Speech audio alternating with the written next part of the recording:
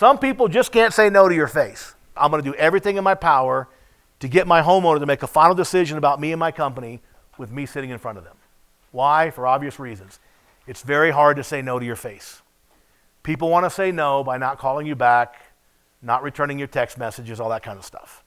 So I'm going to do everything in my power, close the doors, remove all the obstacles, and then I'm going to hope to get them to make a final decision. If I can get them to make a final decision with me sitting in front of them, it's almost never no.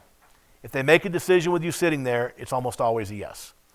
The no's are going to be like, oh, I've got to think about it, and blah, blah, blah. They just won't give you a straight answer.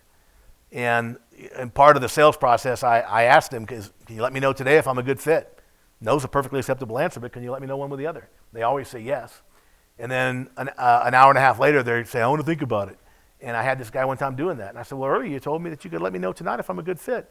He goes, no, I know, man, just gets a big decision, a lot of money, blah. I said, no's a perfectly acceptable. I said, are you just looking for a polite way to say no? He goes, no, I'm not saying no. I said, great, let's do the paperwork. No, I can't do the paperwork. I said, oh, so you're saying no? He goes, no, I'm not saying no. So we can get you an install date. No, I can't. So it's neither one. I'm packing up my shit, walking out the house. The guy's telling me, I'm not saying no. I'll call you back. Still waiting.